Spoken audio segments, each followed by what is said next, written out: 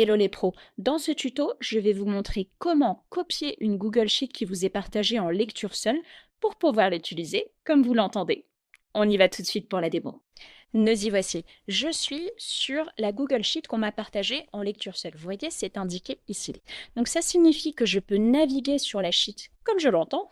Vous voyez, là d'ailleurs, je vois les formules de calcul qui ont été faites par le créateur du document, mais je ne peux pas intervenir. Et là, c'est un questionnaire que j'ai pris pour l'exemple, mais je ne peux pas compléter les champs. Donc ça m'embête, moi j'ai envie de pouvoir utiliser ce document comme je le souhaite. Alors, il y a deux options pour pouvoir utiliser le document. Option numéro 1, vous avez un compte Gmail. À ce moment-là, ce que vous faites, c'est que vous allez dans Fichier et dans Créer une copie, juste ici.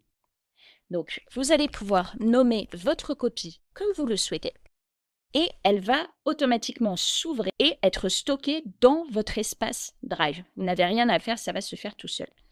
Et voyez, je suis maintenant sur ma copie. Je le vois parce qu'il n'y a plus le petit patch lecture seule. Et ça y est, je peux remplir les champs, là dans cet exemple puisque c'est un questionnaire, et utiliser toutes les fonctionnalités qui avaient été proposées par la personne qui a mis à disposition le fichier. Option numéro 2, si vous n'avez pas de compte Gmail. À ce moment-là, vous allez télécharger le fichier au format Excel. Donc ça se passe toujours dans l'onglet Fichier, mais cette fois, vous cliquez sur Télécharger et Microsoft Excel. Voilà. Donc là, je télécharge le document et vous voyez, je peux le nommer comme je veux et le stocker où je veux dans mon ordinateur.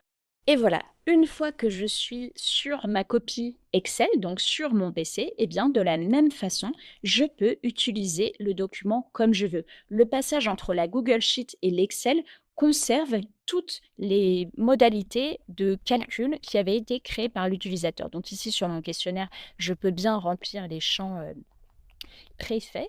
Et vous voyez, il y avait des graphiques d'analyse des données. Donc, ces graphiques vont s'actualiser tout seuls, exactement comme ça le ferait sur la Google Sheet ou sur une feuille Excel qu'on aurait créée directement. Voilà les pros pour ce tuto. Merci de l'avoir regardé. Sur ce, je vous dis à très bientôt.